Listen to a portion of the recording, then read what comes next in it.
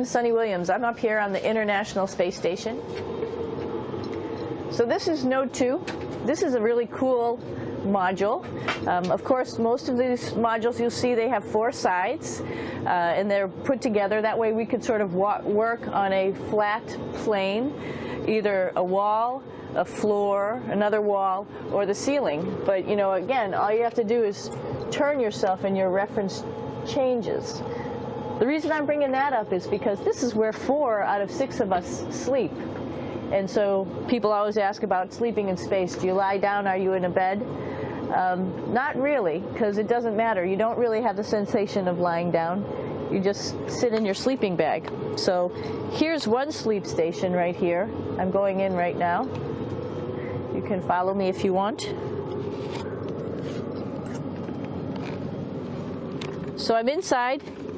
It's sort of like a little phone booth, but it's pretty comfy. I've got a sleeping bag right here that we sleep in, so we don't have sort of like a little bit of a cover. We don't fly all over the place. But you know, you can sleep in any orientation. I have it feeling like I'm standing up right now, but like you saw, I'm on the floor. But it doesn't matter if I turn over and I sleep upside down. I don't have any sensation in my head that tells me that I'm upside down, so it really doesn't matter. The sleep station is also like a little office. We've got a computer in here. As you can see, we've got a couple little toys. I've got some books. I've got some clothes and other things that make it sort of like home. I'm coming out. And just for reference, that's one sleep station. This one's another. Right here. There's one on the ceiling, if you want to call it. Right here. And then there's a 4th on the other wall over here. So all of us sleep in a little bit of a circle. All right, come on back. There's more to show you. I know that there's some questions about how to use the bathroom and how do you actually live in space like normal, like at home. I mentioned real quickly about getting up in the morning and brushing your teeth and washing your face. Well, how do you do that?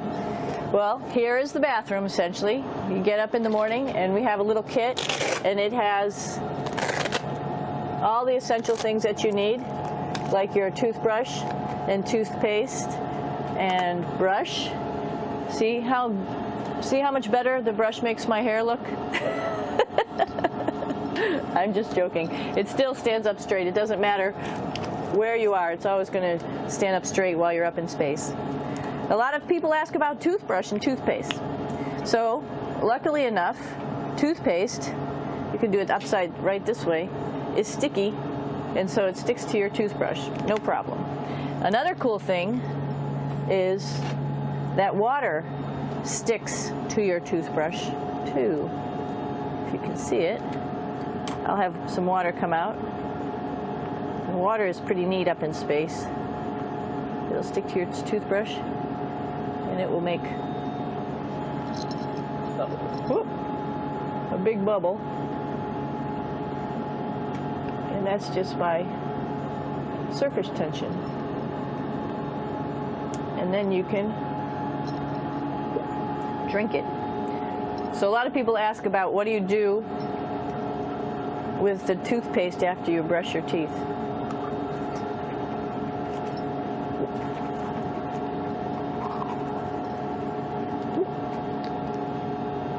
Two options. Swallow it, and it's sort of like mouthwash, but it tastes a little gross. Or you can just spit it out in a paper towel, and then you don't have to worry about it. Swallowing thing I wouldn't recommend at home. I'm only up here for 4 months, so it's not that bad. One of the most pressing questions about living in space, of course, is the bathroom. So let's take a look at that little piece of work. Come on in.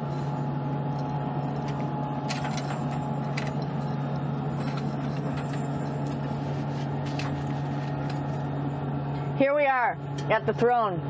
This is awesome. You might see the little, you might have noticed the little moon on the outside. This is our orbital outhouse right here.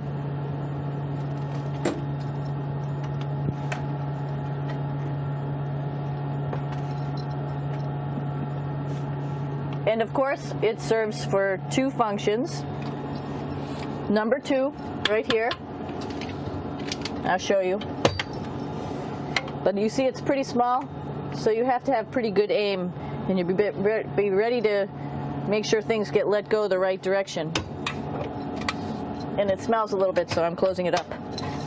And that's, of course, for number 2. And this guy right here is for number 1. So they're sort of two slightly separate functions, but you can do a little, essentially both, by hanging on right here and doing number 1 and number 2. I might add it's color coded, so you really don't get it mixed up, which is nice. This is yellows for number 1. And of course, you do have your privacy. There's a little door,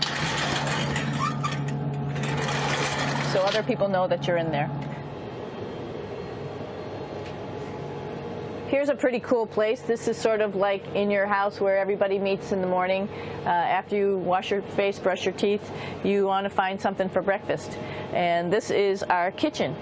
You might notice there's all sorts of foods here. It's like opening the refrigerator. You got all your different stuff that you want to have: drinks, meats, eggs, vegetables, cereals, bread, snacks. And that's a good place. That's where you find all the candy. Side dishes, and then some little power bars just in case. So we have all this type of food. Some of it is dehydrated, and so we have to hydrate it, fill it up with water. Some of it is all ready-made, and then all we have to do is heat it up. So something like this, I'm pulling out barbecued beef brisket. Pretty yummy. Not only is this food made in the U.S., but we also have food here from Japan. We've got Russian food. As you can see, all these red containers are filled with food that's from Russia. And then we get some of our specialty stuff, some things that we like, some of our favorite stuff that your family can send up. In fact, I like fluffernutters, and so I got sent up some fluff so I could make my fluffernutter with peanut butter. So you have a lot of food up here, no problem. Right behind me is actually the hatch that you go out into space. And right now we have it filled up with a couple other spacesuits because we've got 4 of them up here and some of our tools. But right behind here is the hatch in which you actually go right outside into the vacuum of space. The spacesuit is pretty big, as you can see. It's like being a football player. Part of the reason it's so big and bulky is because of this backside, this backpack. It's like going on a hike with a backpack, but the backpack and the suit weighs about 300 pounds. Luckily in space, nothing really weighs anything, so you don't feel that it's so heavy. But we need to have such a big suit because that guy back there is essentially the heart of the spacecraft. I call this actually a spacecraft. It has all the oxygen for you. It has all the carbon dioxide removal system for you. It also has a heating and cooling system to make sure to regulate our body temperatures while we're outside. It also has a computer, so it tells you on a display here if there's anything that's going wrong with the suit, if we're running out of oxygen, if we have too much carbon dioxide, or any type of electrical problem. So it's a pretty awesome little spacecraft, and actually got to go out, use my little spacecraft a couple times, and it worked like a charm. Lucky that it works very nice. You might want to see what the helmet looks like. It's pretty cool too. We don't usually go out like this, so you usually can see when the helmet's open. So you can see what it looks like inside. Somebody's little head would be inside of here. So you can see, you can turn your head all the way around while you're inside of there, but the helmet stays still. So that's determines how far you could see. And it's usually pretty sunny out there, so we have to wear our sunglasses, and this is our sunglasses right here, which make you look pretty cool.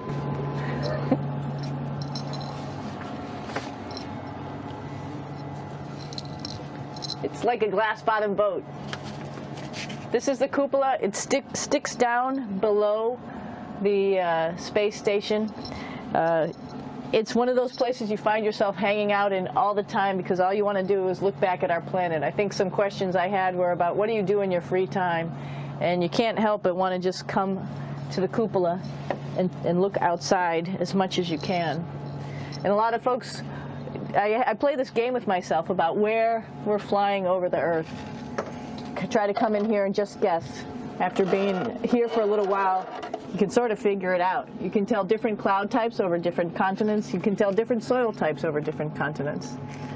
So let's see. And then, of course, there's a lot of ocean. So usually we're over the ocean at first glance. I will tell you in just a moment where we are.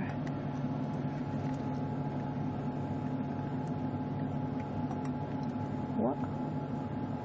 There we go. So right now we are right over Africa. It's a little bit cloudy, as you can tell, but we're right over the continent of Africa. Hey, what's that?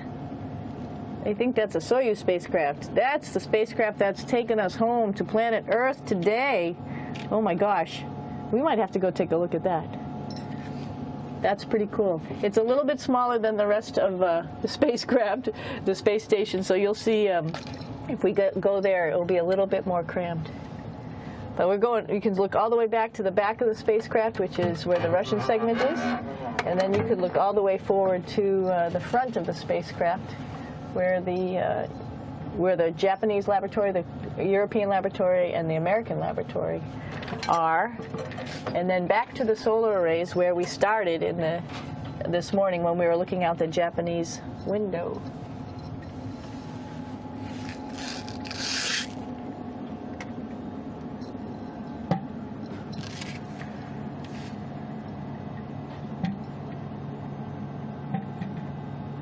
So other questions that were here are, what would you recommend as a job, and to what type of person would want to be an astronaut?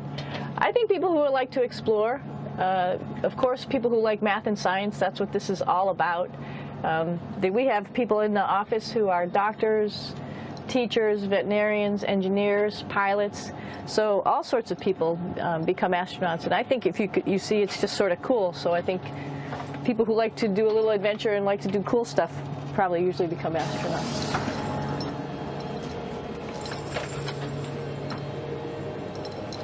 Hey, Aki, what are you doing down there? Crashing things. This is one of the cool things about space, too. It sort of looks like there's a big old hole here, but you don't even think twice about it. You could just jump over the hole, or if you want, you can go jump into the hole. I'm coming down. Woo!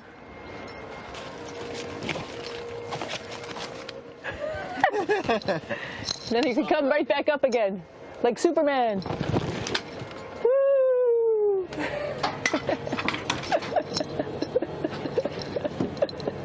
We're lucky we have a really cool big space station that you can fly around in. That's actually called the PMM. You might have saw it out the window. It's a big silver canister.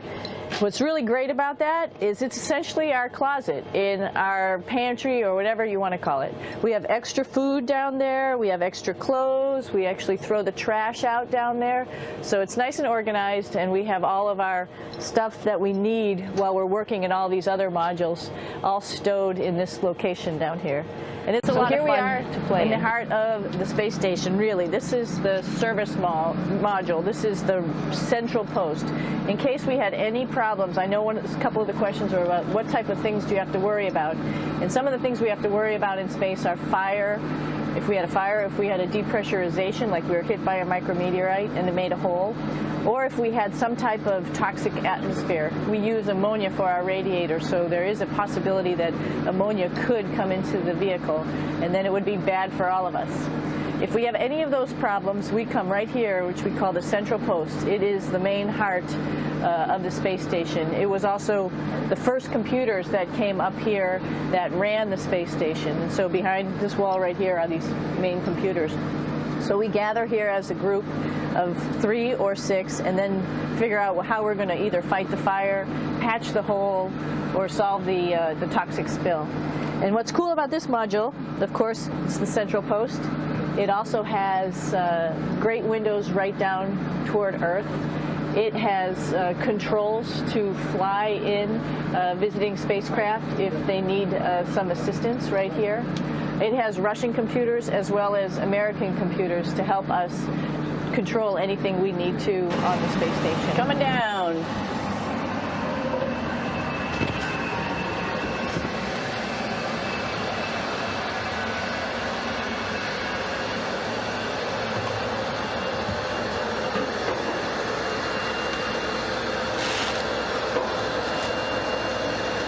tricky getting in here.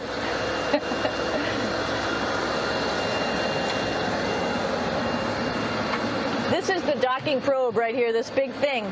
This helps us connect to the spacecraft.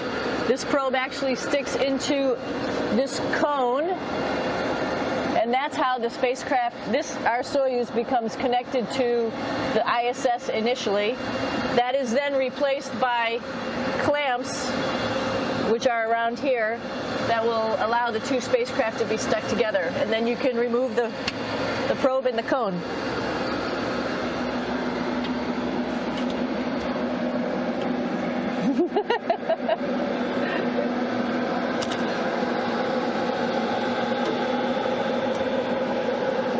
You okay? All right, so here we are in the Soyuz. This is what we call the BEO, the living compartment, bytovой отсек in Russian. It also has a little bathroom. It's not as good as the other bathrooms, so we try not to use it too much. It has drinking water in it if we need something to drink. And then, of course, it's filled up with a lot of cargo for us. Bringing up and also bringing back down. It has a second purpose when it comes back to Earth. It serves as a garbage container. During the descent, we'll get rid of this area right here, and everything that's in it will just burn up as it's coming into the atmosphere. So that way we can. But the main area where we were on launch and where we are going to be on descent is down here, because we're not part of the trash. So we're in a safe place. So we're in the descent module, SA. It's a little small, but you can get in.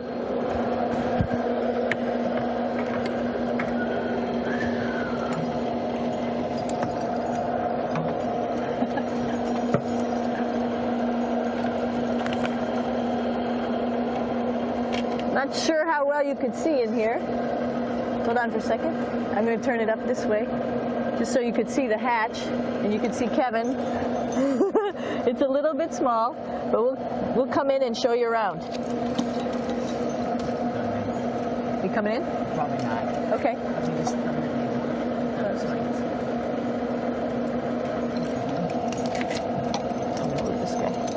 Got to move a couple things. We were just starting to get ready. We're preparing a couple days ago for our ride home. It's a little bit squishy, but everybody asks, how do you sit in the Soyuz? And you sort of sit in your seat like this. The seat is molded to your body, and so you can just sort of squish in here and be pretty relaxed. Everybody has a handmade seat for them. And then, of course, there's a control panel, and that's where we do most of our actions and work right here. There's hand controllers, which you can fly the vehicle with, and there's a stick right here, primarily used for communications when we're trying to talk to the ground. So 3 of us fit in here. Like I said, it's a little squishy, but somehow it seems like we all managed to get in here and fit pretty well, and it's a pretty safe ride home. You're probably wondering, what's all this junk behind us?